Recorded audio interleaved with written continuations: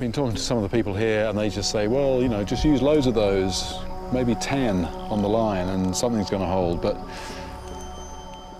it's not just a case of the more the merrier. You know, I think that might hook something fairly well, possibly, but that amount of metal wear might actually put something off from actually coming along and taking the bait in the first place. And the other thing is, if something actually grabs hold of that, the pressure that I'm exerting is divided over 9 points. On the other hand, something like that, it's a bit of a compromise. I've got a big treble hook on the end, and then I've got a single hook further up.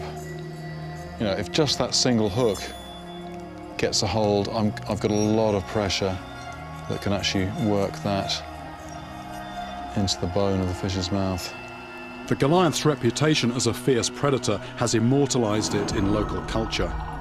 Known by the Congolese as mbenga, it crops up again and again in tales of mutilation, human death and sorcery. The next day I head out with a more substantial rig. I've got some artificial lures with me, but everybody here tells me this predator is most likely to hit a bait that is alive.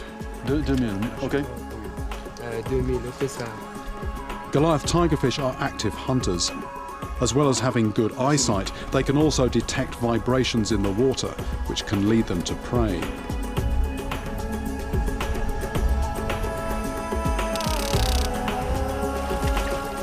But does the mbenga intentionally target people? Or is there another reason to explain the attacks that I've heard about?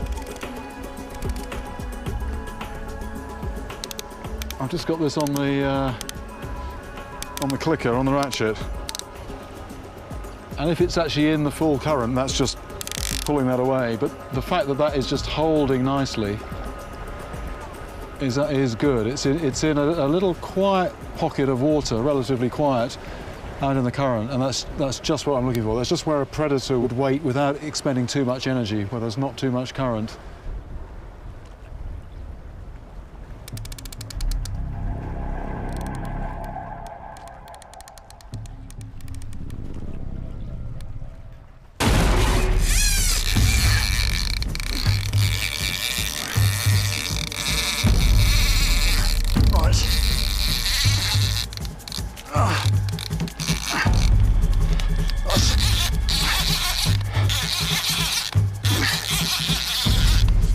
It might be off, damn, it's off! Ah! Oh, no question about me putting pressure on that or not. The float just shot under. That fish was tearing away. Ah! Wow. Look at that. Look at that. That's the kind of thing you'd expect to see if you're shark fishing. This is fresh water. Something down there just bit this fish right in half. One thing I must admit that's going through my mind, you know, I've heard these stories of people getting attacked, and just looking at the state of this fish, you know, it really does make you realise what a mess that would make of a person if it went for your arm or your leg or anywhere else.